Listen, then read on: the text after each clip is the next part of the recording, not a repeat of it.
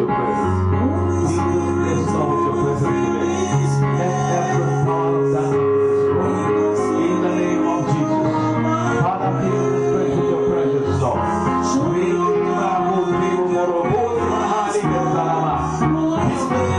with your presence, Father. Let your presence destroy every work of darkness, every work of faith, every body of faith. Destroy that atmosphere, every activity of the wicked. In the name of Jesus, send your word and praise the Holy Spirit. Send your healing Spirit of God. Send your deliverance Spirit of God. Manifest yourself, Spirit of the living God, in our place today. We want to worship you in the spirit and in truth. In the name of Jesus. We don't want to be a flesh and a body church. We want to be a spiritual church, Father. We want to be a church of the end time that you have sent, oh Lord. For the coming of your coming Father, Lord. In the name of Jesus. In the name of Jesus. Spirit of the living God.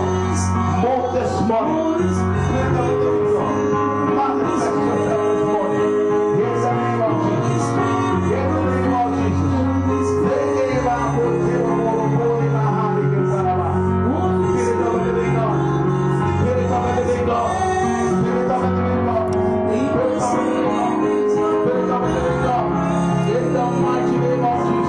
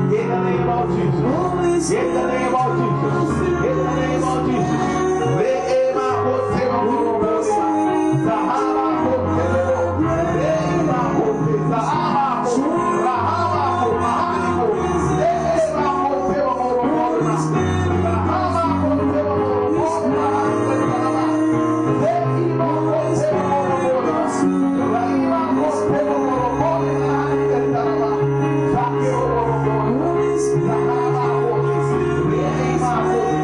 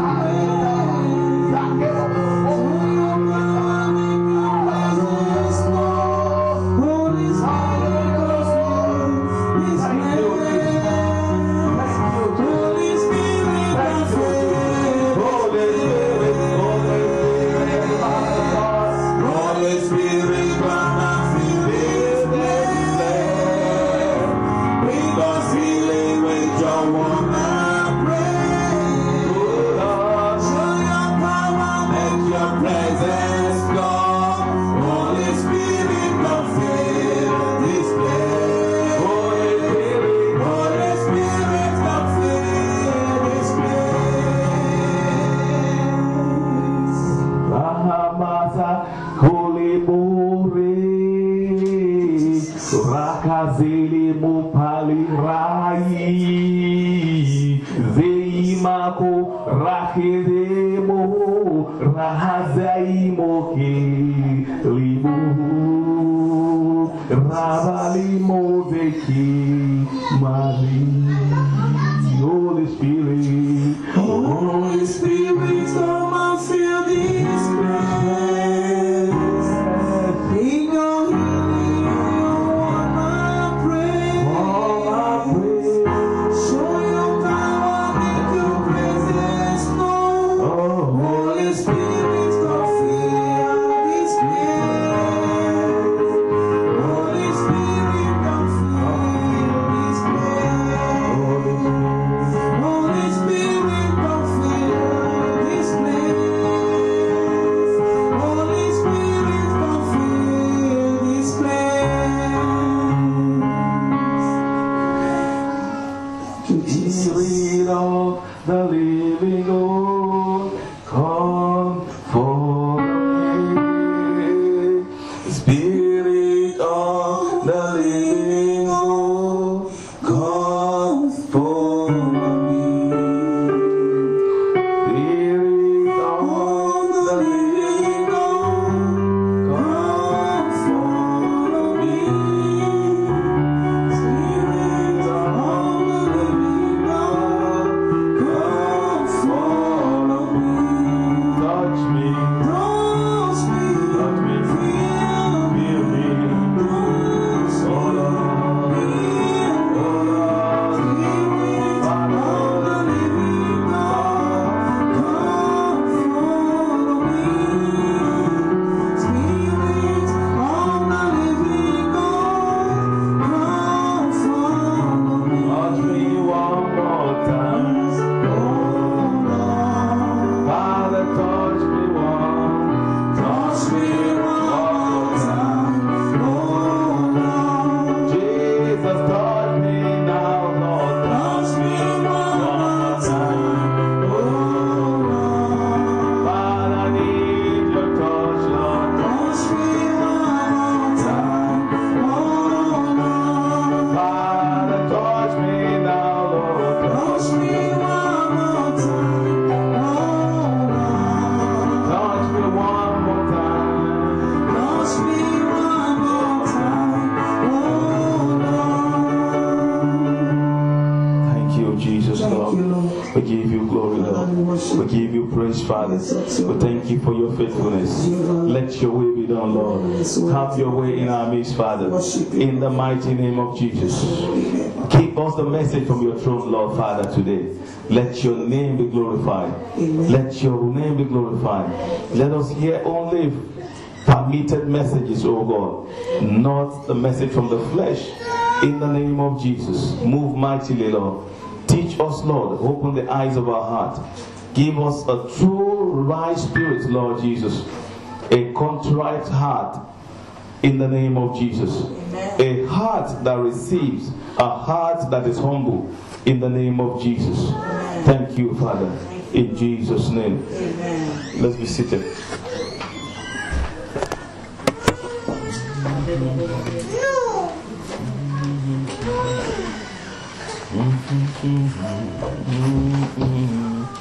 Lord, you are so good. Oh, Lord, you are kind. You are so good. Tu es tu puissance, merveilleux, merveilleux pour ma vie. Tu es tu puissance, merveilleux, merveilleux pour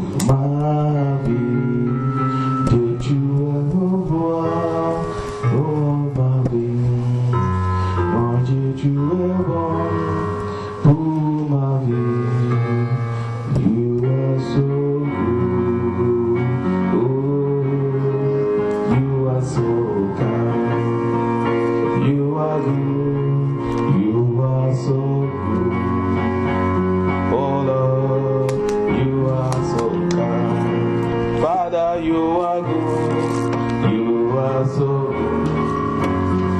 Oh, you are so kind. Lord, you are good. You are so good. My Lord, you are so kind. Thank you, Father Lord. Looking unto Jesus. Looking unto Jesus. That is the topic of the message we have today through the Holy Spirit. Looking unto Jesus, the author and the finisher of our faith. Before I go into the message, I will start with a scenario.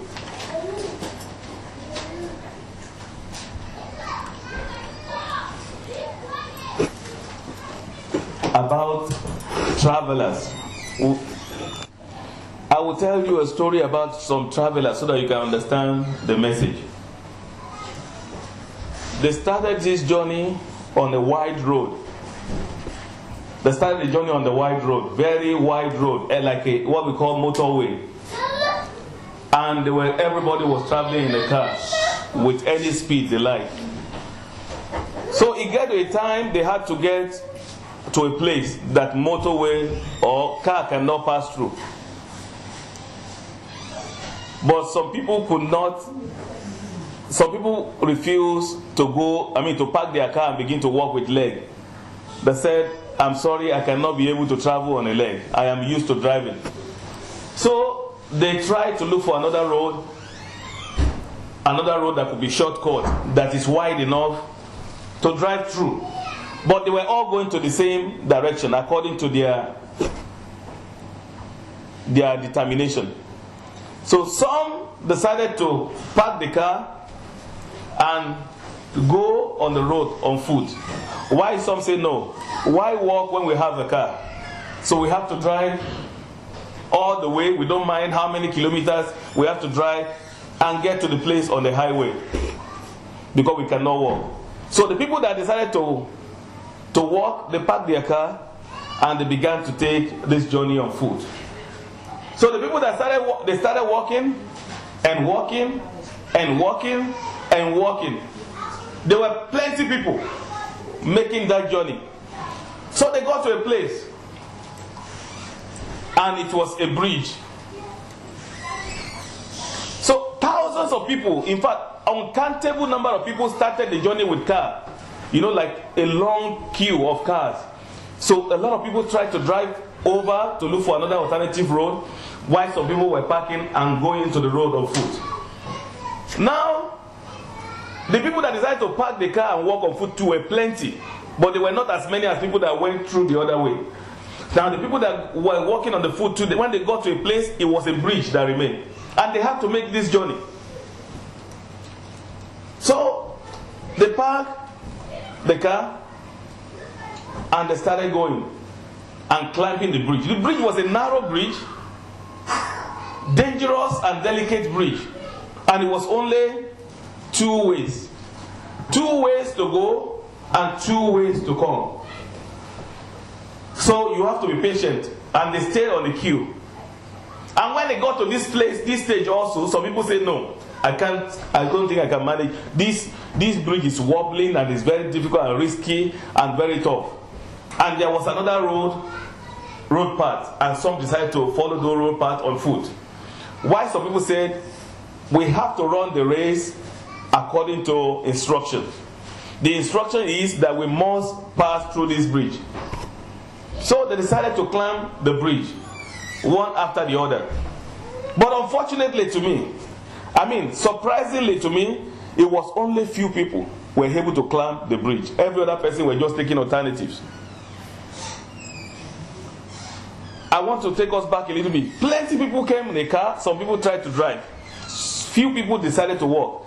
They got to the bridge, plenty people decided to look for alternative again. The people that have endured from the beginning to walk on the foot.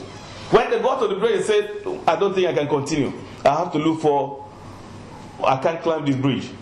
So the people that are determined They climbed the bridge. Said, whatever it takes, we need to climb this bridge. This is an important journey.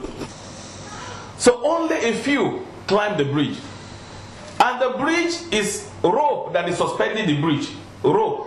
They make a rope like this from far hand to the other far hand. And under it is water. They make the other one far hand. And they make wooden brace. And it's also rope that is tying the wood, a platform. Just like, I can't tell you the size.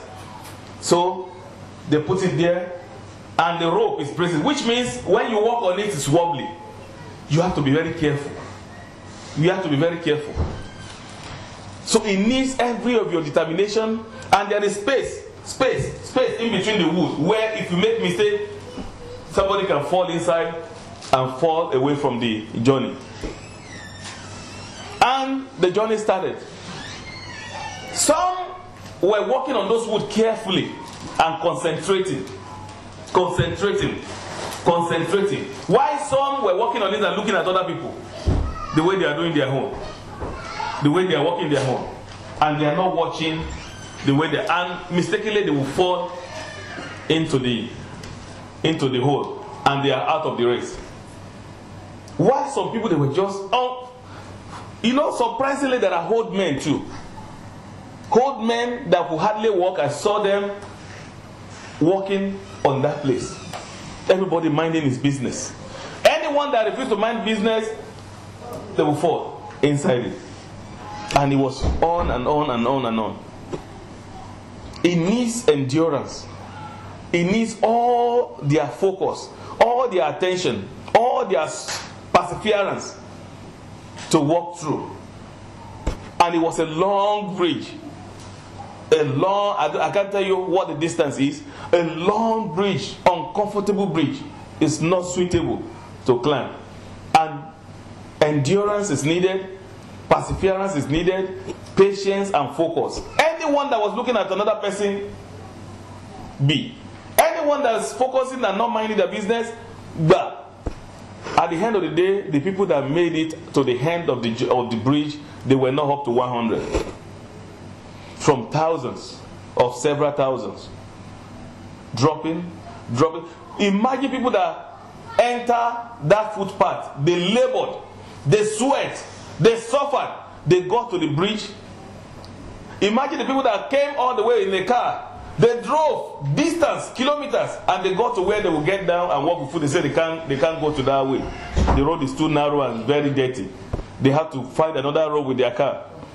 And the people that enter the road, they manage to endure the tough road, the wet road, that kind of village road where there's bush, in the grass left and right and water. And all your clothes will be wet. You are trying to push the bush left and right to pass. It was not easy journey. And they got to the bridge. They said, no, we can't go here. We prefer to look for another good road. We have been suffering all the way. We can't get here and begin to start another tough journey on the bridge. This bridge is difficult. We will just perish inside this one. It's too hard.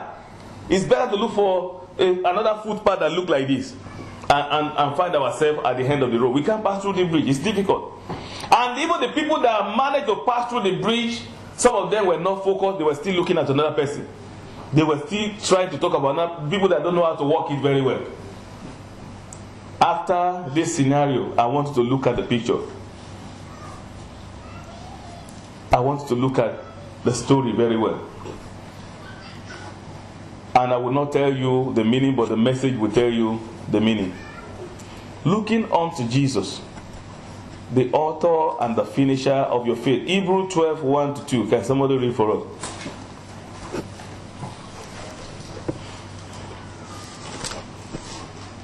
Hebrews 12, 1 and 2.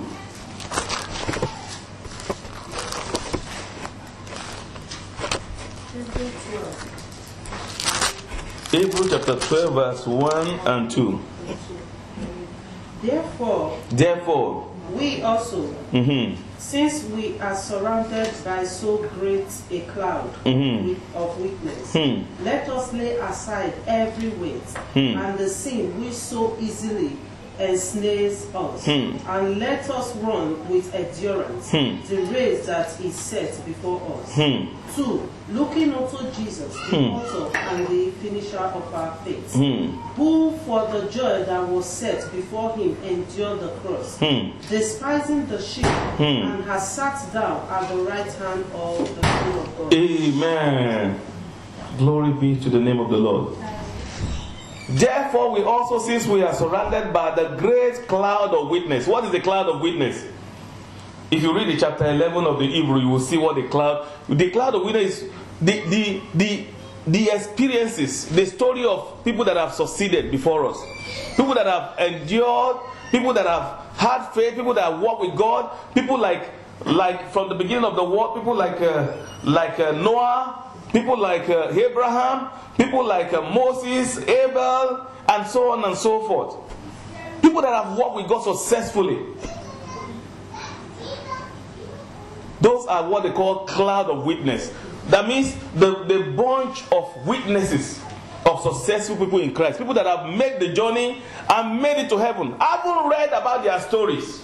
They should be able to tell you the right way to go. That's what that place means. Having been surrounded by the cloud of witness, let us lay aside every weight and the sin which so easily ensnare us. Let us run with endurance the race that is set before us. Everybody that is walking here, every human being created, we are running the race of heaven. Whether you are saved yet or not, everybody is going home. When the child is born, he has just come to the market. As soon as he begins to grow up, he begins to do his shopping. But when he gets to the age of 25, 26, 27, he begins to get ready, set his baggage to go back home. So, but you determine what home you go back to. Everybody came from home, which is God. But you decide, your life you live determine where you go back to, what kind of home you go back to. And your endurance and understanding of God's principle permits you to go back home to God. There is only two homes. There is heaven, where the Father is, and the Lord Jesus Christ. And there is hell, where devil, Satan, and all his demons are. Those are the two homes. We don't have three. So, a lot of people enter the vehicle of the journey of life, enjoying, living any kind of life they want in the express road. And as soon as they get to hear the message of the cross, some take it seriously to start the journey, while some say, I don't care about what they are talking about. And the message does not have a grounding or landing place in their heart.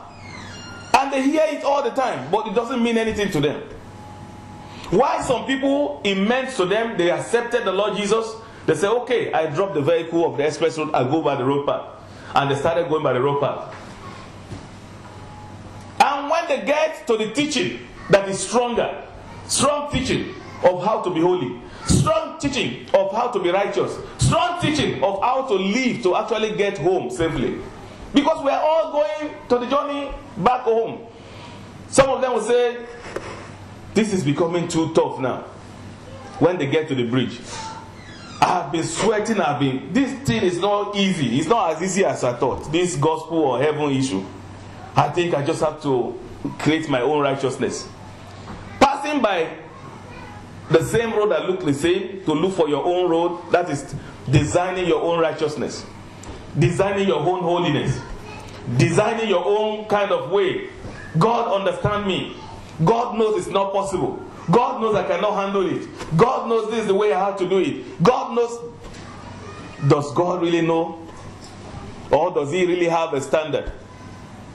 The Bible says in that book of 2 Timothy in chapter 2. It said, nevertheless, God has his what? He said he has his what? The foundation of the law cannot be what? The foundation of the law stand. Can you open 2 Timothy, please? Chapter 2, verse 19.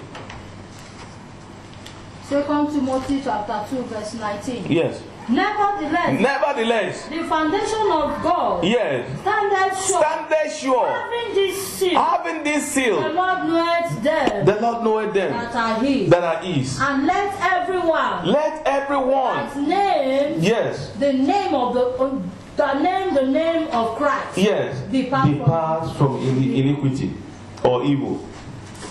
Now, some people drop at that stage. Why some people say, I am prepared. I am prepared to live a holy life. I am prepared to live a righteous life. I am prepared to follow Christ all the way. And they mounted to the platform of the bridge. And they started going. Along the way, instead of them to focus on their own life and salvation, to work it out properly, they began to look at people. They began to look at mistakes of others. They began to look at imperfection of others. They began to look at trouble, and they took upon themselves the trouble of other people rather than focusing on the journey. They forget that this journey of heaven is your personal right and responsibility. All you have to tell others is to tell them the correction. You have no right to take their matter on your head. To say, you have to do it the way I want. No. Because if you go that direction, they will make you fall. Like in our Sunday school today. Through correction, a lot of people commit sin. You know, correcting people, is it not good to correct? But in the process of correction, they will now commit another sin. And it deviates themselves from the bridge that leads to heaven. Correction is fine. But if you don't put away, you just correct and focus back on your own journey. Stop and focus back on your own journey. Because you have a place to go. If you focus too much on correction, if you are a preacher, you focus too much on studying what to go and preach. You don't preach to yourself. You don't focus on your life. You will be surprised that everyone you preach to has made heaven. And you will be fine. Say, where am I? I used to tell myself, I want to be a preacher and also a son of God. I don't want to be a vessel that is used. And after the end of the word, after the end of the heart, the Lord say, I do not know you, workers of iniquity. It will not stand to me in the mighty name of Jesus. Amen. What is the point of plenty of services? Plenty of correction of people. Plenty of traveling around. Plenty of showing people. Mighty churches. Mega ministry. Thousands of preaching. Going on crusade and evangelism. Getting busy month to month. And yet, we do not fit into his purpose. We are just acting like a vessel. Somebody that just have, look at people, say, look at the way they are doing this. They are not doing it right. Look at this one. Yeah, and before you know it, arrogance begins to come inside it. Any other thing. Because those are the things that make people fall on the bridge. When you focus too much on people's life and forgetting to focus on your way to heaven. We will see a little bit more about it. Verse 2 says, looking therefore unto Jesus, the author and the finisher of your faith, who for the joy that was set before him endured the cross, despising the shame, and has sat down at the right hand of God, the right hand on the throne of God. You see, Jesus is your focus. Jesus is the lifter of your bridge, is the brace of your bridge, is the lifter of your faith. That's why David said in the Bible, he said, Lord God is the lifter of my what? The lifter of my head and my glory. So Jesus is your focus. When you focus on you're going on a bridge, carefully focusing on Jesus, your focus on Jesus will allow you to know who you are. Instead of knowing who other people are. You don't need to know who other people are. You need to know who you are.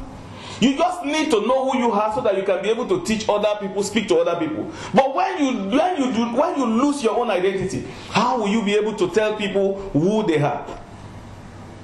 Because for all it is, you might just be correcting them wrongly. Because you yourself, you have lost your own identity. You will not be able to correct other people right. You will just be like Pharisee and Sadducee and the scribes and the elders, who Jesus called hypocrites. They have not even found their own way to heaven. They have not even found their own identity. And yet they are correcting others. You have to do this. You need to do this. And they became religious. losing their focus on the salvation of their soul. They knew the law perfectly. They studied the law excellently. They translated the law. They administered the law. They enforced the law. But the law did not get them salvation. They lost their identity. Matthew chapter 5, 14 to 16. Matthew 5, 14 to 16.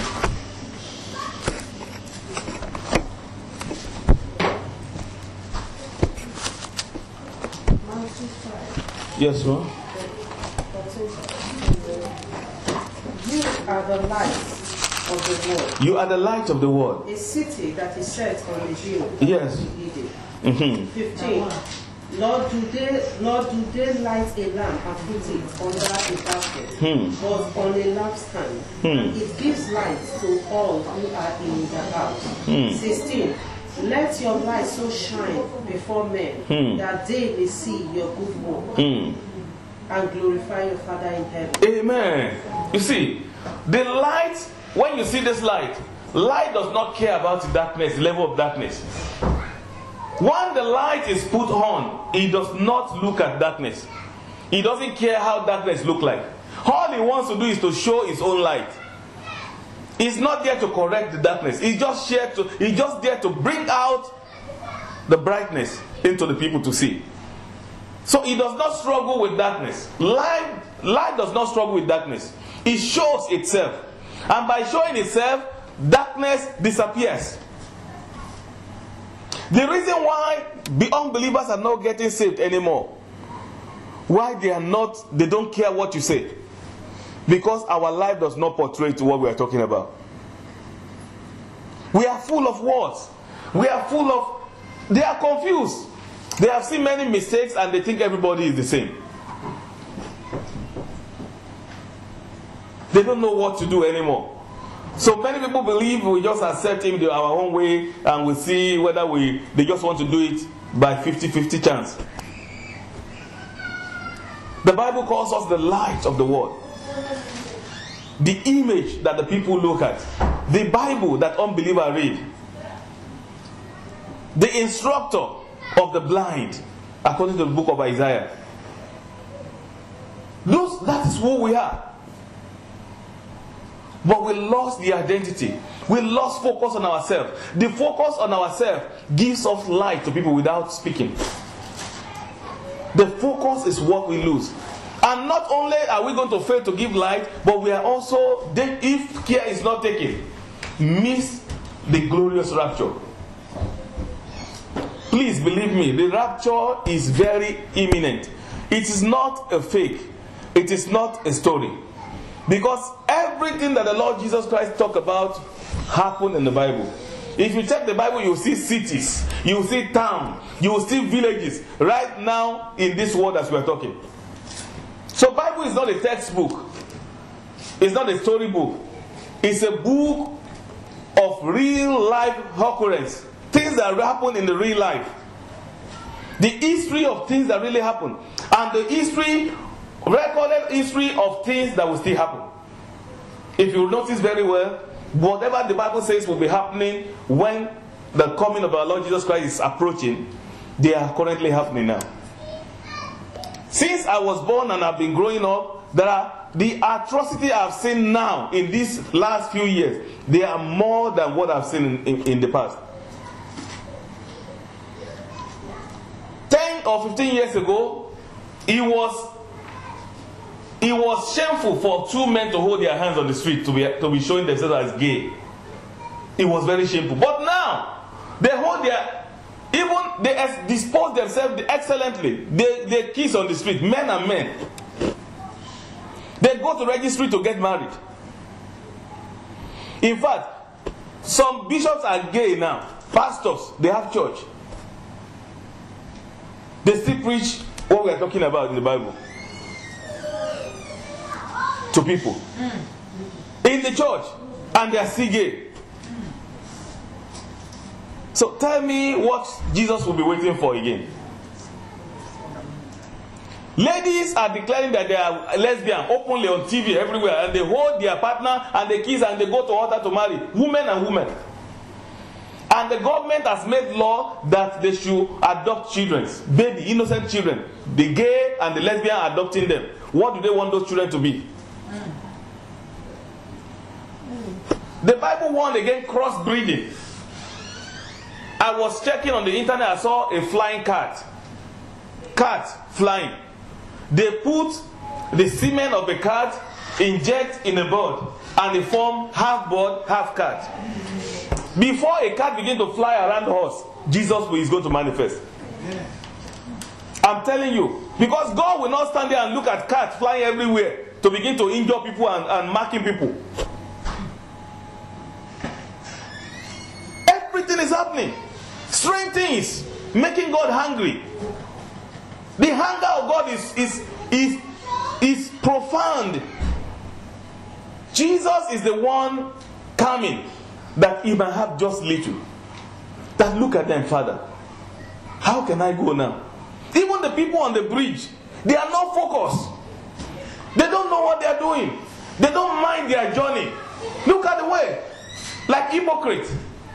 Instead of focusing on the journey, talking about other people, pointing at them, busy correcting, and the correction making mistakes of themselves that take them out of my way.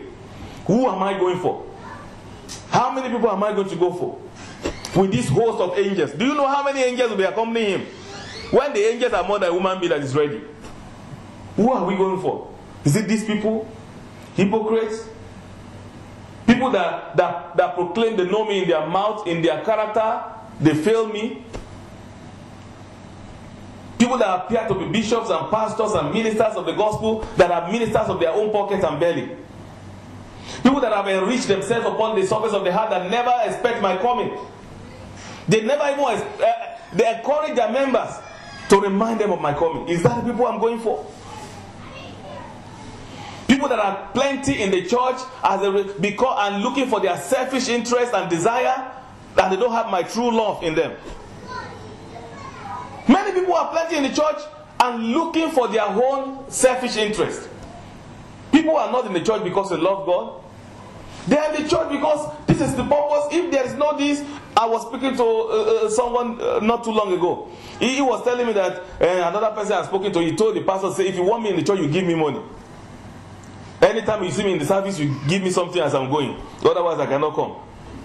I said, why would you say that? He said, is pastor too not making money in the church on Sundays? Everybody is making money. I have to make money as a member too. I look at him and say, hey, what kind of thinking is it? This one is a different one. I've never heard about this one before. So if pastor can make church money, I want to make church money too by go. Everybody have their interest in the church. That's what he told me. Everybody, and it's right. Everybody sitting in the church have interest. Some people want healing. Some people want protection. Some people want deliverance. Some people want everything, every reason. But Jesus is coming back for only those who truly love him. And those who love him will keep his commandment. One day, very soon, when it comes, when this world is wrapped up, you will remember today that I said this. Whether you go with him or you stay, you'll be able to remember on the 21st of April 2013, I heard this word. It is like a joke. Just like the days of Noah. He spoke, he preached, he did everything. Everybody just did. Some people laughed at him. Some people, they called him a joke. Have you ever seen the kind of flood that will destroy the whole place? We have seen floods. We have seen and witnessed many floods. How can you say flood will destroy this? He didn't mind them anyway. He was busy building the ark. But when it was time, it was up. And some of them rushed to the door. It's me. Yes, I just said I should come. I saw the sign of the flood. He said, I'm sorry, it's too late. The master told us to lock the door. It is already too late. We are sorry. Believe me, like the day of Noah, it is going to happen very soon, even if it's only 10 people in the world. that Christ will meet, He will come for them. If it's only 10 people that is ready, because if He does not come like that, many damages will be done. Many damages will be done. So I am just speaking as a messenger to help to speak to you to correct your ways. Amend your ways. The coming of Christ is not joke. You think it's joke. Many people think it's joke. I have said a lot of things, asked God to establish it to me that He's really coming, and it came to pass. He proved every stage that my coming is not a joke, it's real. Sometimes I will say, God, if it's truly you came and you are coming back, do this, and He will do it. Just for me to confirm. It's not that I don't know, I just want to reaffirm, and that is why I'm telling you this. Even things that are impossible, I knew that they are impossible. I said, God, if it's truly you are coming, make just like somebody that was saying, you want to just try whether God can do it, and He will turn it so that you can know that it's true what I'm talking about beyond your wisdom.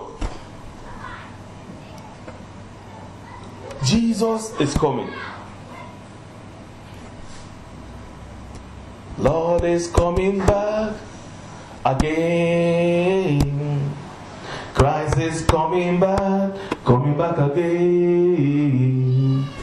La la, hallelujah, praise the Lord in the angel. Praise God, He's coming back again. He is coming, Christ is coming back again. Yes, He's coming back again. Glory, hallelujah, praise the Lord, I lift Him high. Praise God, He's coming back again.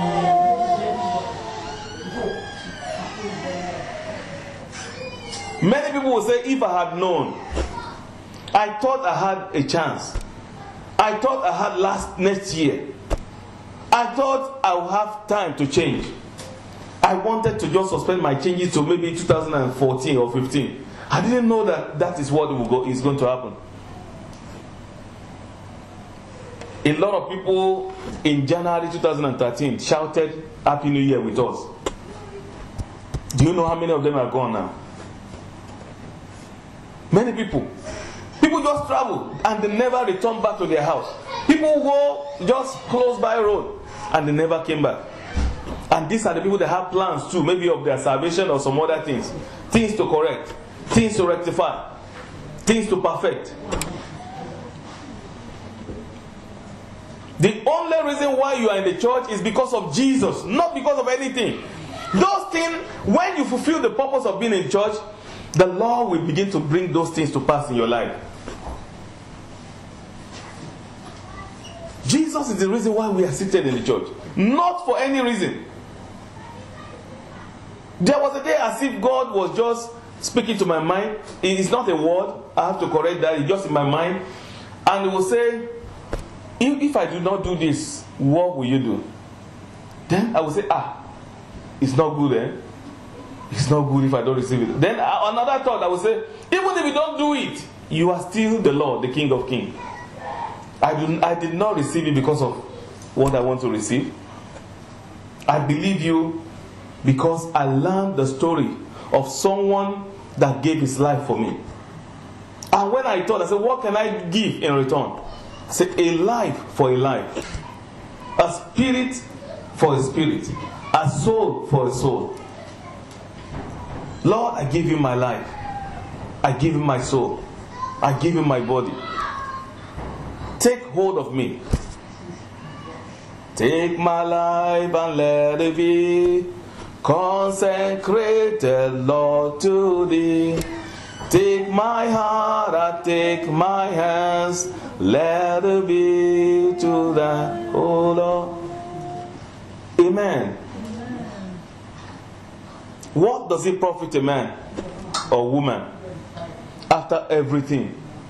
Blessing, cars, success, riches, great name, happiness. Do you know that some people that have all those, after all those, they just sit down in their room?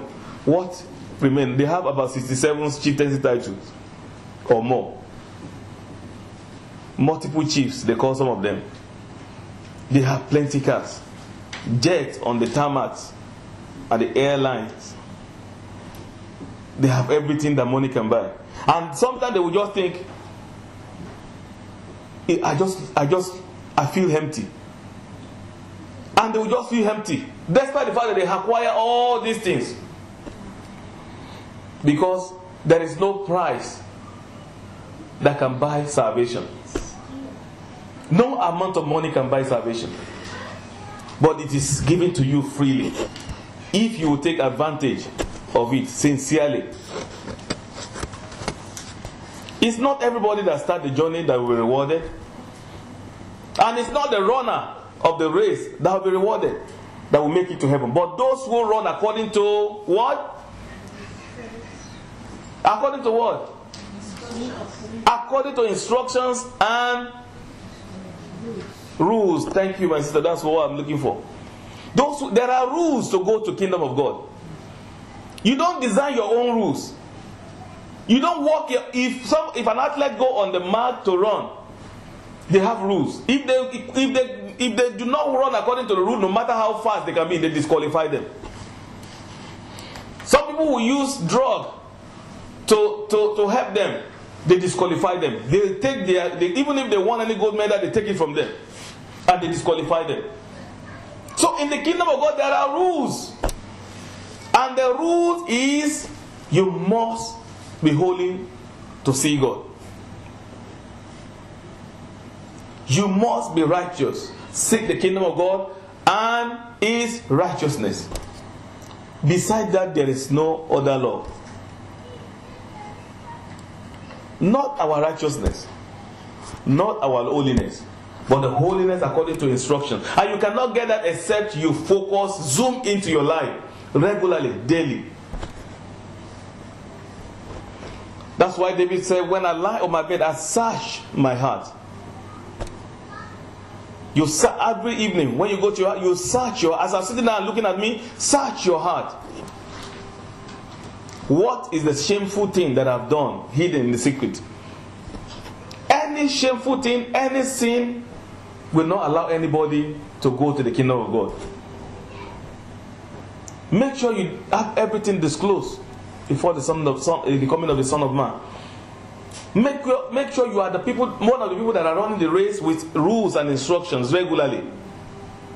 Because it's not coming for those who do not love Him. That's another very major key. That's number one key. In fact, that one holds every other holiness and righteousness, loving God. Because you cannot be holy except you love Him. You cannot be righteous except you love Him. Your loving Him make you keep His law, His commandment. And it becomes easy, not like you are working hard, or you are struggling, or somebody is punishing you. Because you focus on the love, and the love will make you to change your own lifestyle. Just like a husband and wife, I gave us example. Because of the love you have for the husband or for the wife, you begin to change your way of normal life. Because you want to keep the marriage intact. You want to make it work. Because if you want to live your own life, it will not work. But you sacrifice. You throw things away. You throw friendship away. You throw relationship away. You throw character away. You throw attitude away. You throw behavior away. So that you can have the image that will make the marriage with Christ work. Luke 6:37 to 34 and to 42. Luke chapter 6, 37 to 42. Luke 6. 37 to 42. Judge not, and you shall not be judged. Condemn not, and you shall not be condemned. Forgive, and you will be forgiven. 38. Give, and it shall be given to, and it will be given to you. Good measure, pressed down, shaken together, and running over, will be put onto your bosom. For with the same measure that you use, it will be measured back to you. 39. And he spoke a parable to them. Can the blind lead the blind? Will they not both fall into the ditch? 40. A disciple is not above his teacher, but everyone who is perfectly trained will be like his teacher. Anyone who is what? Perfectly trained will be like his teacher. How can Christ train anybody? Except you humble yourself, submit yourself to him, to be taught. For everyone that wants to make heaven, there is a moment of teaching. That is what the church is for. The church is to train people, to teach people, to get them ready for heaven. It's not a merry-making place. It's not a place of hip-hop dancing. Church is not a place of friendship, social gathering, community where we make friends. We meet people, we go there just to socialize, because we are busy, we are bored at home, we just go there once in a while. It's not a place where we show dresses, or show cars, or show how much money we have. It's a place to learn under Christ, to become like the Master. Nobody is perfect the day you accept Christ. But your perfection, your ability to be humble enough to learn under Christ determine how long you are going to be perfected. You come to Christ a messed up person. But when you humble yourself to learn daily, you will begin to see yourself in the way Christ wants you to be. But when the word is not there to bring people to perfection, that is where another trouble is.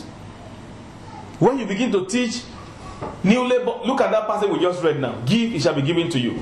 38. When you begin to teach somebody that just accept Christ, that one, that is trouble. Because they will think he just enter a casino. You will know what casino is. When you just carry your coins and just put it there. You are giving so that you are aiming at the abundance. So they just turn the body of Christ to casino. When you are teaching unbelievers that.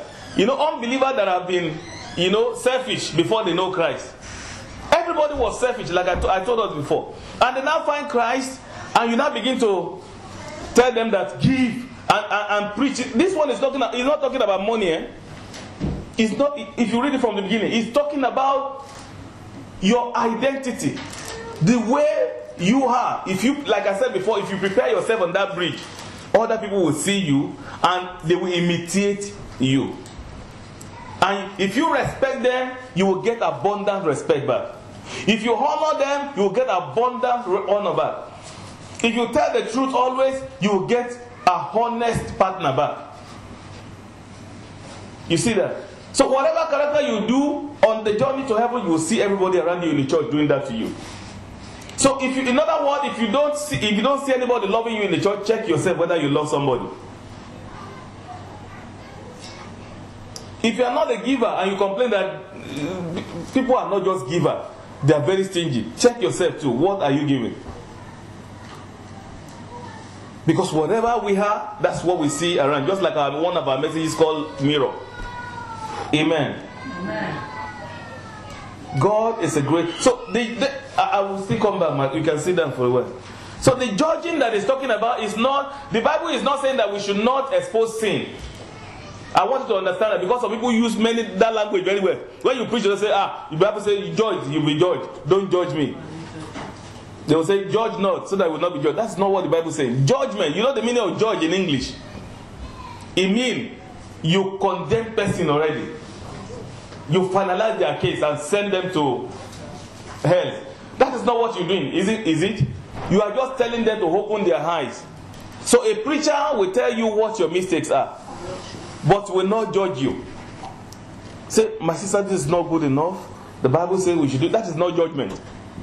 Because some people that are sinners, they use that, they hide under this topic, under this verse to hide their sin. They say, every time you just be saying sinner, sinner, are you a judge over me? Don't judge me. That's not the judgment. You are just running away from the truth. Because they see their sin exposed. They want to just shut down the person and move forward. So the Bible is saying that we should not judge in the sense that we should not condemn finally or conclude about a life. To say this life, some people will say, one of my sisters here mentioned something. We were talking about some people's salvation. She said, that one she can never be born again. That one is conclude. Those you know, you can never say somebody cannot be born again. So the life is concluded. That one is part of the people that are going to heaven. I mean to hell. There's no way that kind of person can be saved. That is judgment. But when you keep on correcting them, it's not judgment, it's instruction. So, and this passage, if you read it very well, is talking, we don't have time too much, talking about how you can make yourself a light, according to Matthew, a light for other people to see, to focus on your identity. What we need to do in this generation to make heaven and to make other people make heaven is to focus more on our lives. It is good to pray, to preach. I do that too. But once we finish preaching to people, enough of saying, this one, this one, and it become our regular talk, even apart from preaching. We talk it, we discuss it, we point it. It becomes a sin. Sometimes it becomes gossip. Sometimes it becomes backbiting. That's why I say, when you lose focus, it brings sin. When you lose focus and begin to talk about other people instead of focusing on your journey, you will see yourself going away or falling out of the journey yourself. If there is one thing I love to do in ministry and in my personal life, is to focus. I hate distractions. I want to always be focused. And whenever I gain my focus, I don't want to go back. Even sometimes there are things I don't want to attend to because I want to be focused. There are people I don't want to speak to too much because I want to be focused. Not because I hate them, but because the topic of discussion will cause distraction. I just speak small, and say, okay, bye-bye.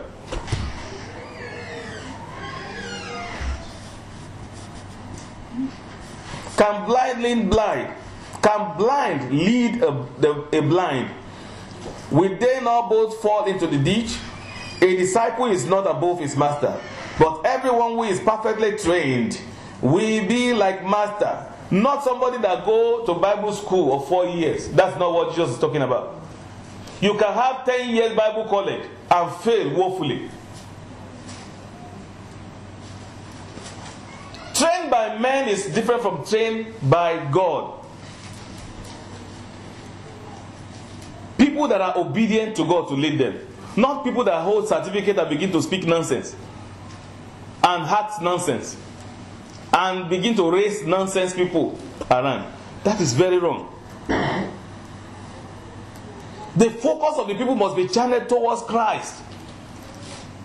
Christ is the center of our focus. He is our salvation. He is the foundation of our faith. Every other preaching does not help anyone. Every other belief we have in our mind too does not help you. Apart from Christ. Because if you see people that don't have Christ at the bottom or center of their salvation, focus, they lose focus easily. Pleasure will take them away. Too much, we take them. Too small, we take them. It's not only too much money that take people out of Christ.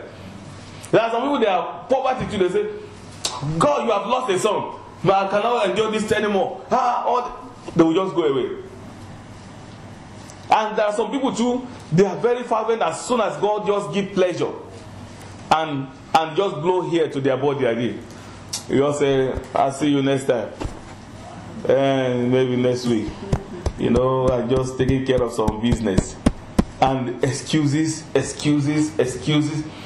The danger of that, do you know the reason why? The devil take advantage of everything that you go through to take you out of Christ. That is why it happened on both sides. You know that both sides is emotional. When you are in trouble, it's emotional. When you are also in pleasure, it's also emotional. So it takes advantage of every stage of them to take you away from the love of Christ. That is why Brother Paul said, what will separate me from the love of what? Can everything that I focus on. If you focus too much on anything, it takes you out of Christ. That was why Jesus, the Bible gave us an example of Peter. The Lord Jesus was walking on the water. You know, when he went to pray according to his custom, separately, alone, he told the disciples to stay in the canoe. So, and the Bible says the wind took away the canoe from the shore, it stayed in one area in the midst of the water. And the Lord Jesus was coming, and he was walking on the water to go to the canoe.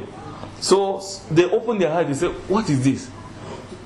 Is this spirit or ghost on the water?" So then Peter said, "No. This is Master. I know him. It's not spirit." The Bible did not say this. I just want to add my own now. Another one of them will say, "Are you sure that is Master? Is Master now become a ghost? Maybe a spirit will just take his mate to come and kill us in the canoe here. We better run for our life and die. We are all fishermen. Half of us are fishermen. We better begin to swim before he gets closer. He's coming towards us. Peter, he's coming, eh?" Peter said, "No, calm down. Let me try. Master.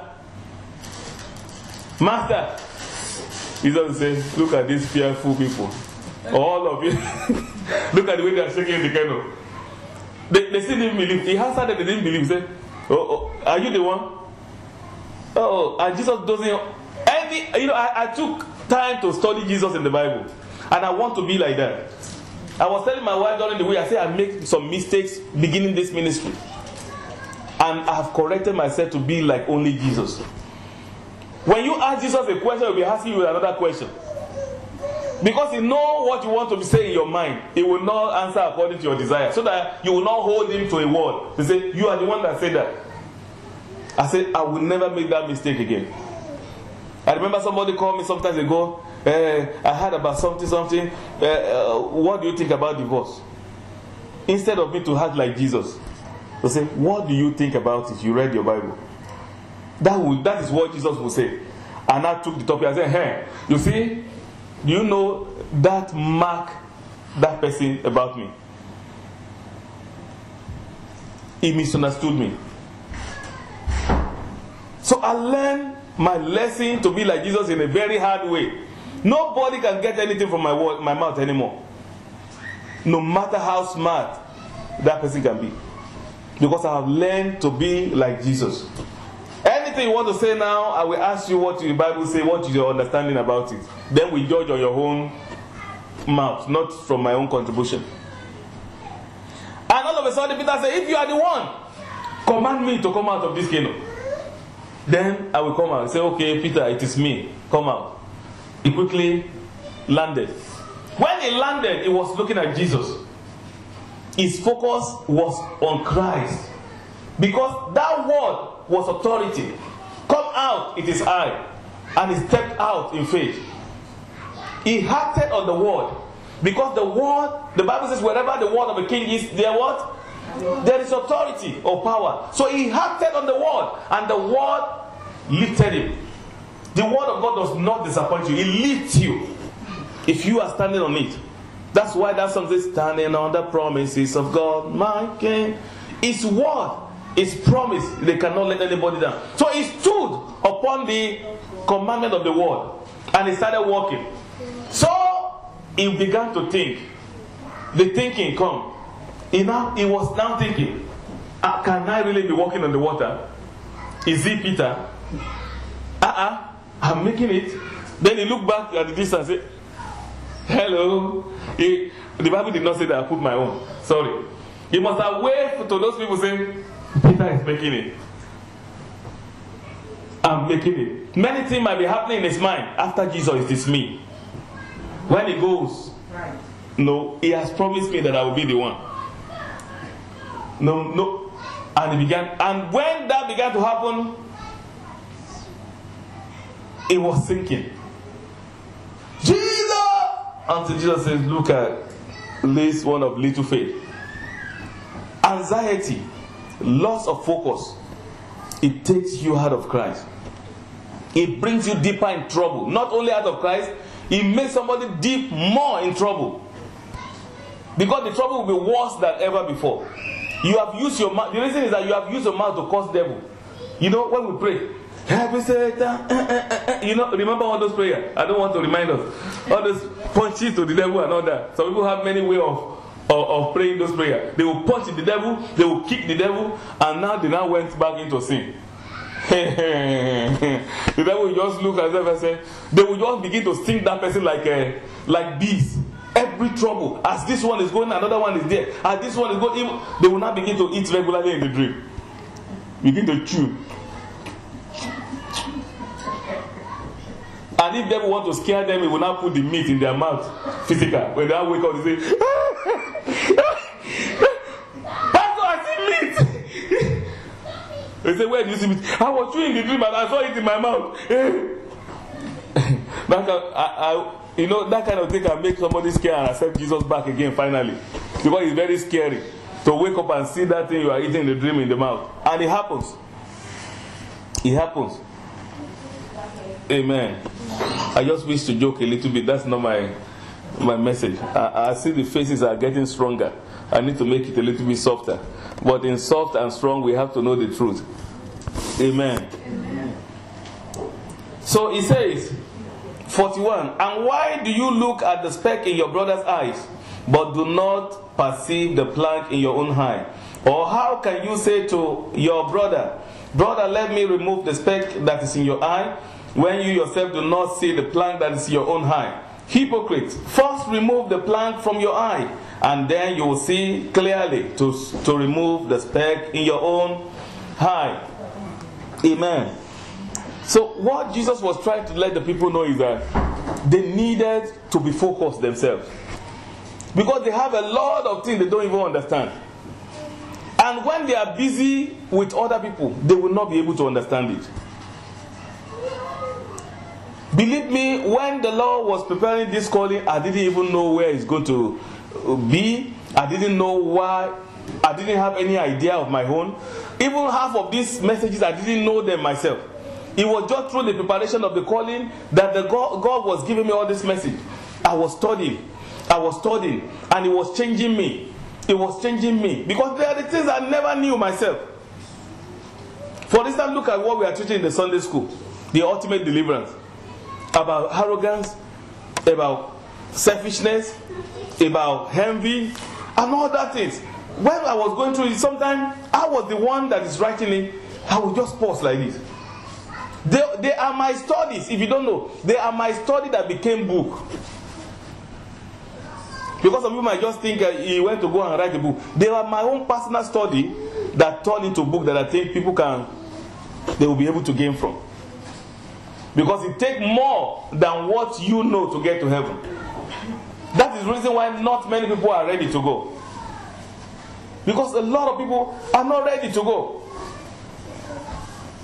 We need to look at ourselves more. If I still have time, I will tell a short scenario. But if I don't have time, I just want to get to the Bible. 2 Samuel 12, 1 to 13. 2 Samuel chapter 12, 1 to 13. You will see something that will be you know about it, but you might see it in a different way now. 2 Samuel chapter 12, 1 to 13.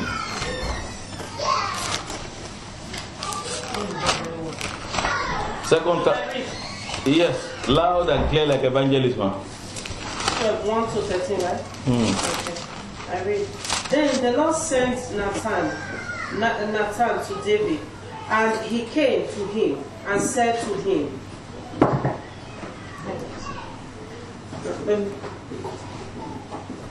Then the Lord sent Nathan to David, and he came to him and said to him, There were two men in one city, one rich and the other poor. 2. The rich man had exceedingly many flocks and herds.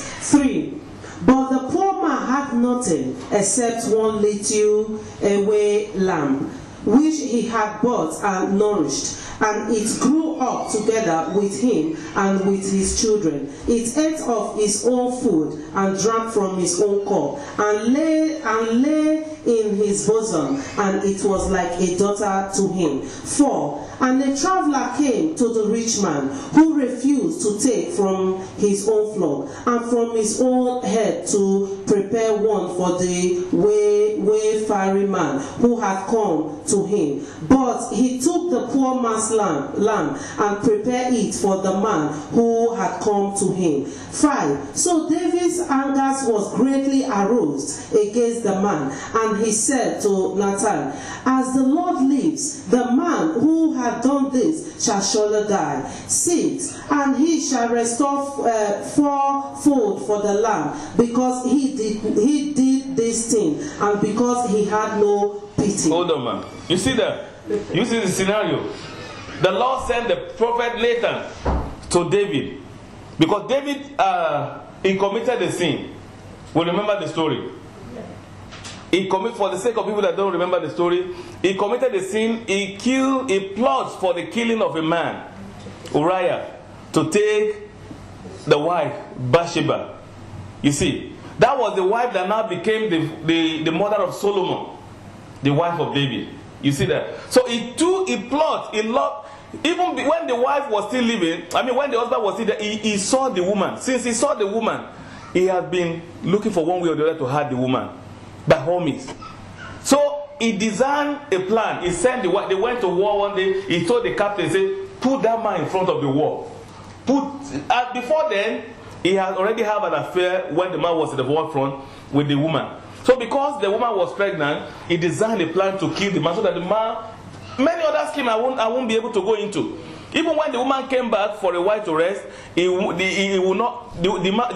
man was staying in the palace. He was telling the man, say, go home, go and sleep with your wife, so that the man will sleep on the pregnancy.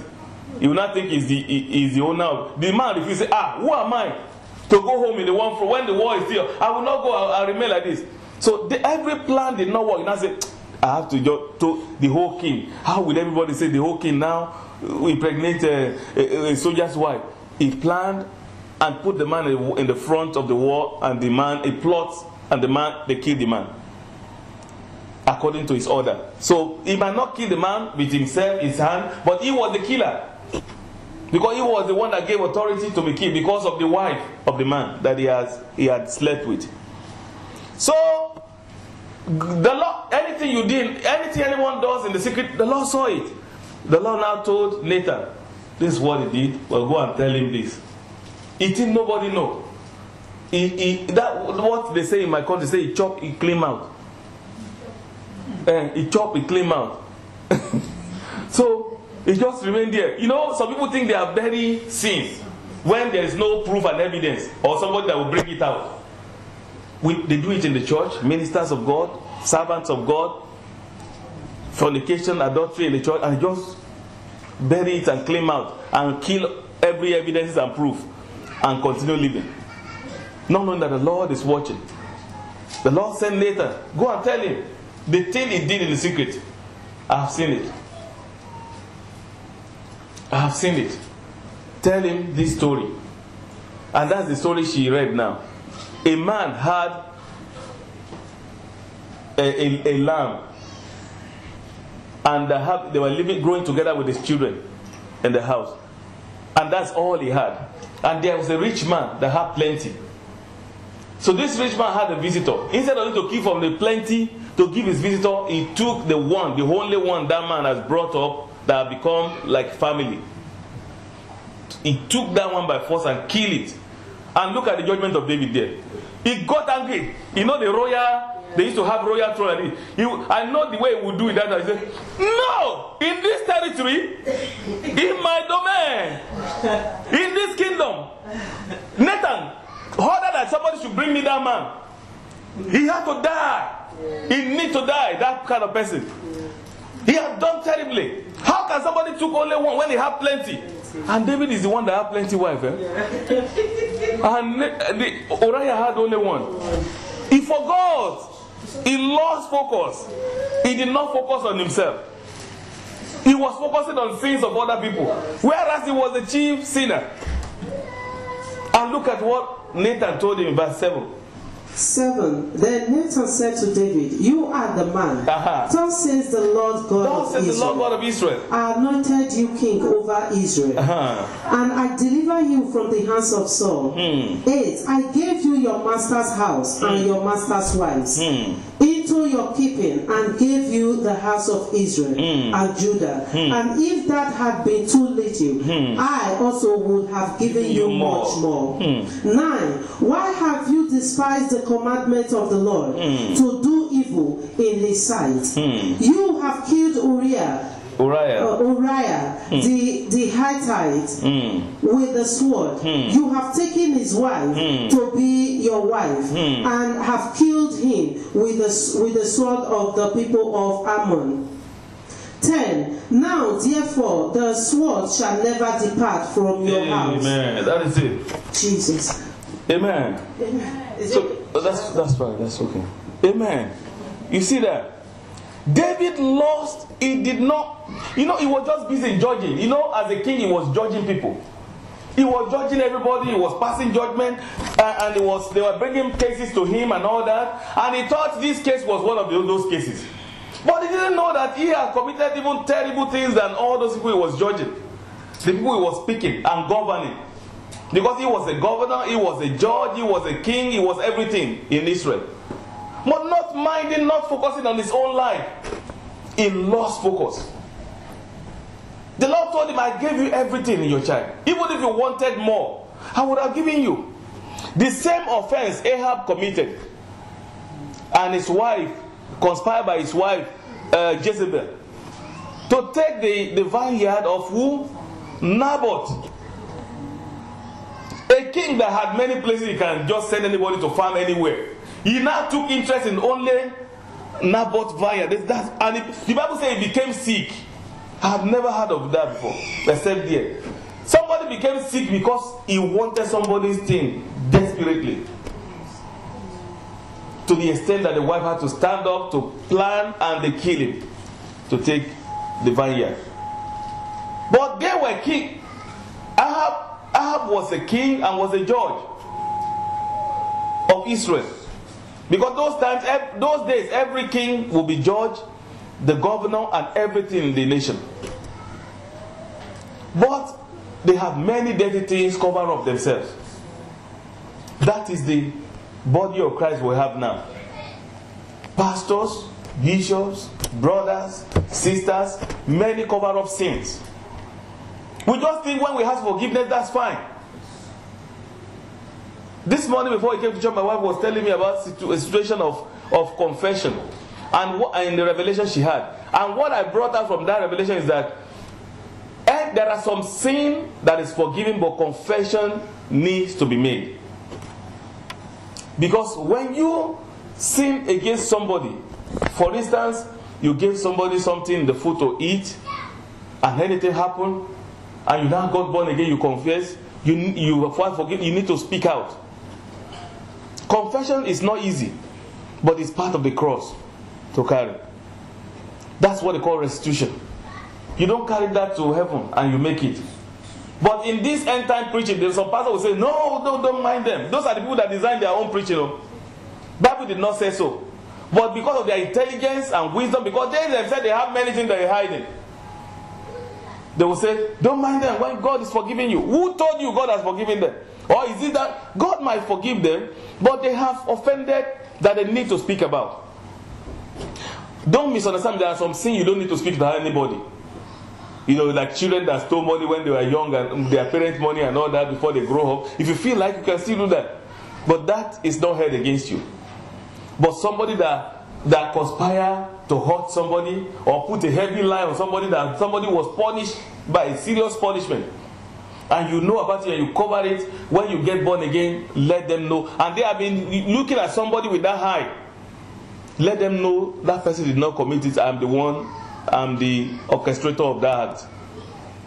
Open up everything so that when you get, the people that are judged in heaven, they are the sinners. The righteous are not judged. They are glorified in heaven. Anybody that passed through gate that Brother Abraham talked about, to begin to say, when you are in the world, they are the people that those things are waiting for. God wanted the brother to, that's my inspiration and revelation about his testimony, because I listened to it very well. God wanted him to know, this is what you must tell people. Anyone that is found passing any gate, that is what they do in every gate. And that area too, to the glory of God, God has revealed it to me in Revelation 2. The gate of judgment. The people that are saved, sanctified, that live right and clear all those exhibits from their way, they will make heaven gloriously. But when you see door, you stay at the door like this, you know there is trouble. There is trouble. That is the place of telling everybody's offense. Everybody's offense. Tell me what is a holy person will be doing at the gate.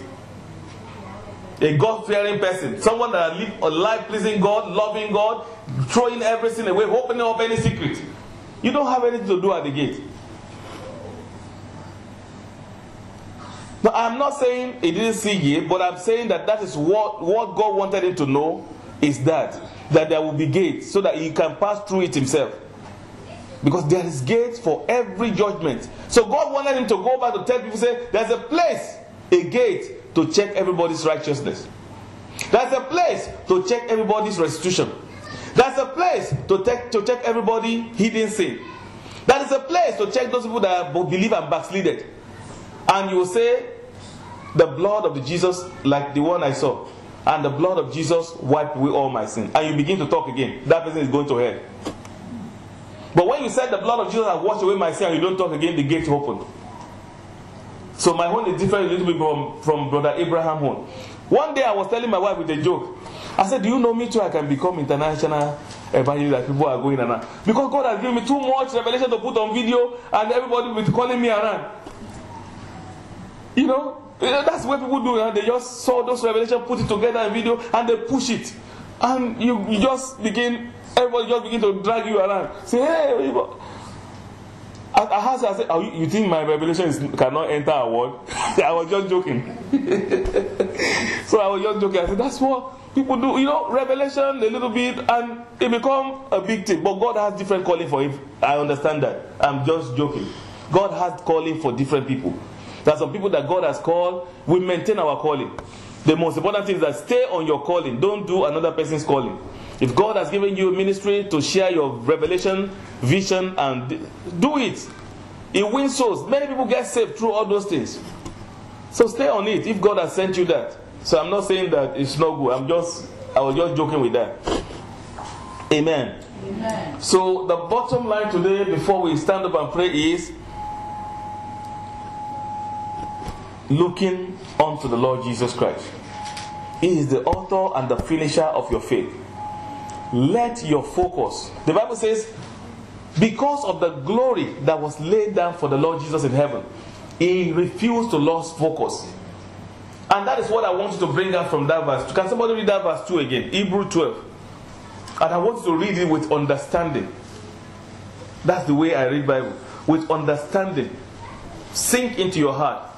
Let Holy Spirit interpret to you as you read it. Hebrew 12 verse 2. Yes.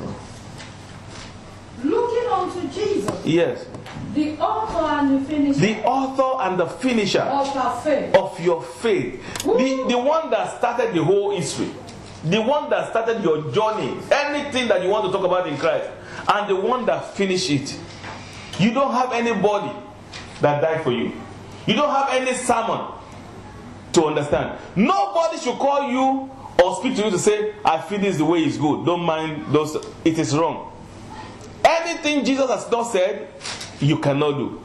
And whatever he said, that's what we believe. That's the final. Yes? Who for the joy that was set. For the joy that was set before him. Endured the cross. He endured the cross. Let me give you the picture of that. Let me give you the picture of what the Bible is talking about. You know, you see the cross line of athletics. You know when the athletes are running. The cross line, when the athletes see the cross line, you know, especially when they are running finals or football, let's take football for instance, they put the walk, when it's a walk up, they put the cup beside. You know, when you are coming on the pitch, the footballers, you will see the cup there, everybody will see you pass there. So you see the way they decorated it. And now you will now be thinking, if we win this cup, I'm just talking to you as a footballer, as footballer would think. If you win this cup, somebody has promised to give each and every one of us $10,000 each. All the footballers, if we win this World Cup. And again, this is honor. We'll take picture with it.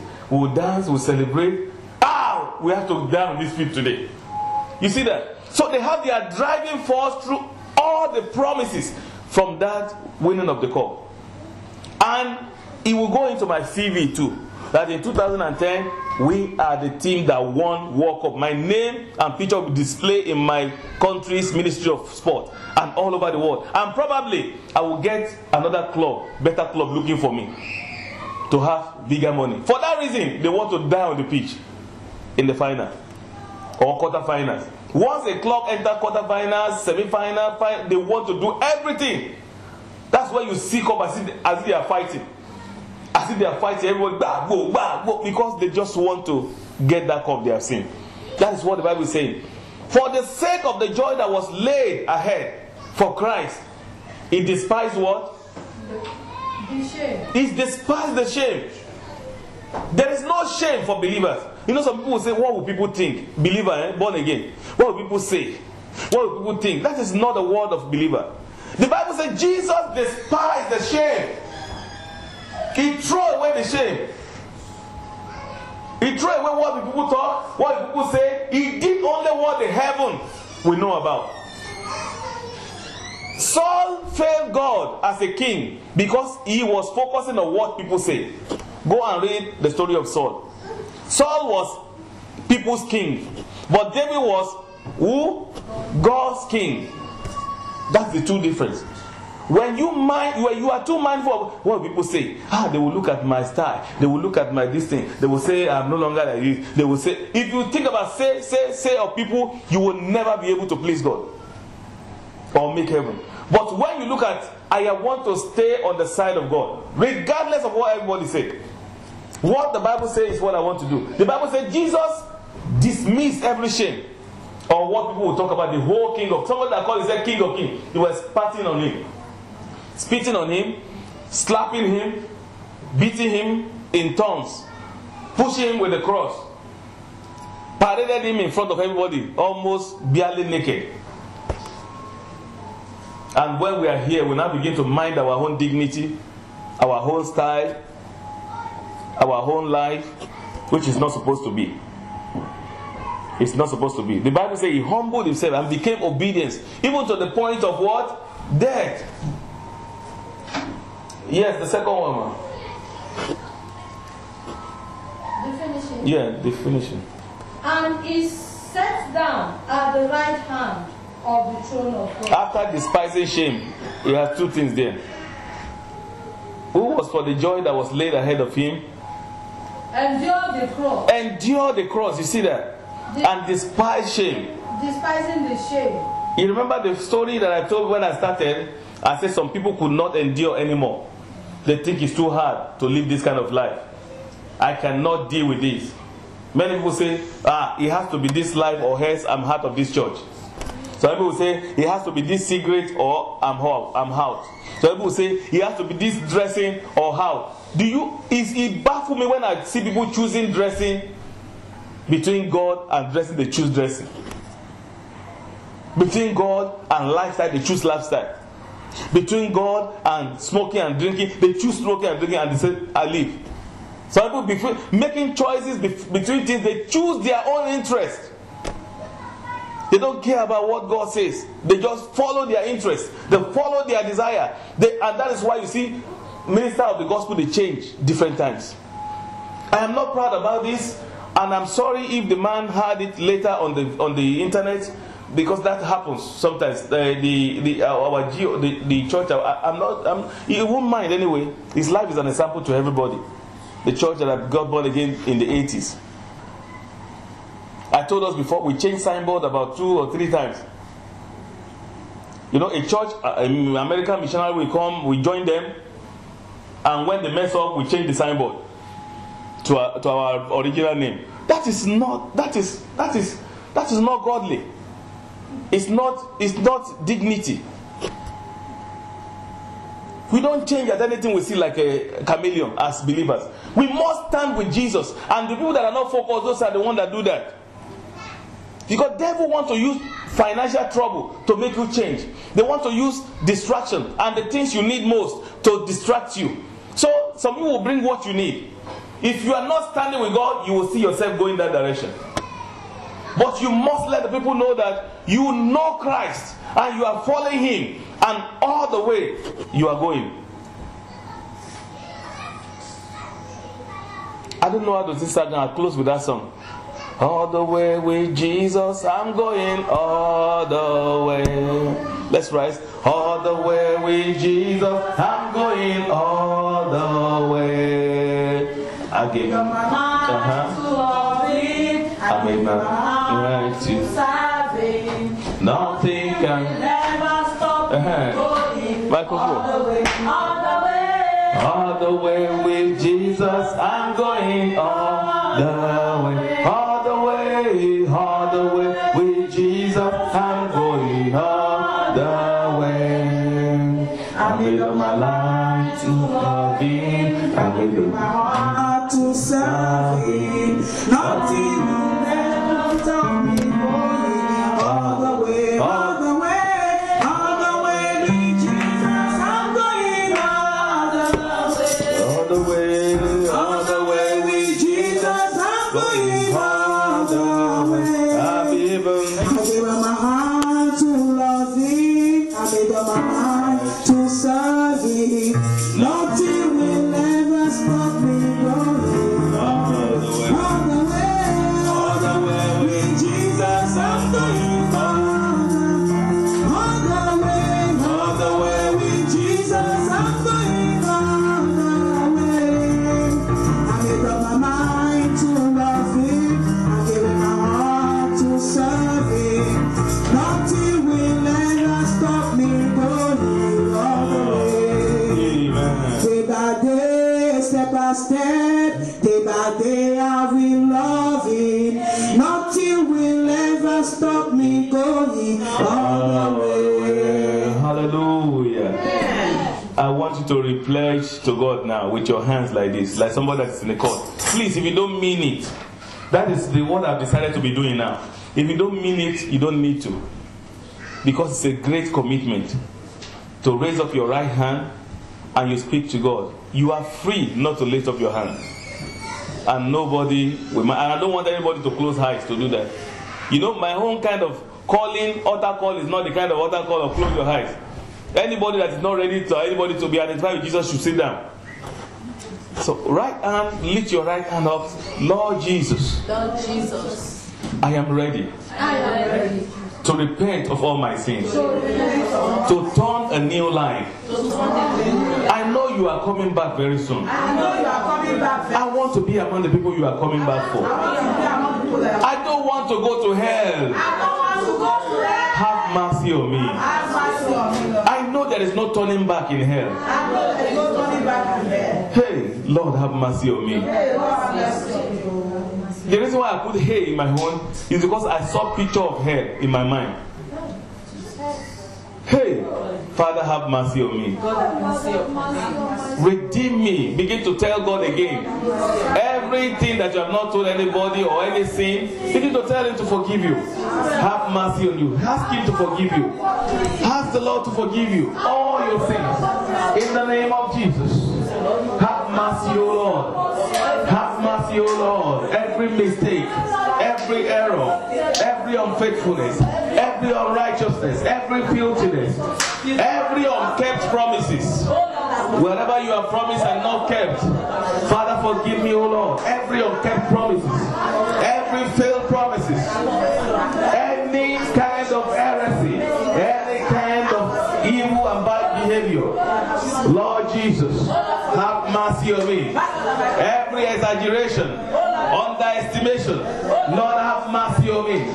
Forgive me, Lord Jesus. Begin to pray. Have mercy on me, Lord Jesus. I ask you today. Cleanse me with your blood. Every sin of heart, every my sin of the heart, sins of the eyes, sins of the ear, every corrupt mind, every corrupt imagination and expression. Lord, have mercy on me, Lord Jesus. Bless me with your blood. Count me worthy with my family, Lord. In Jesus' name we pray. Now I want you to pray for your family, your brothers, your sisters, your mother, if they are still alive. Because if there is no prayer, you can pray for somebody that is in the grave.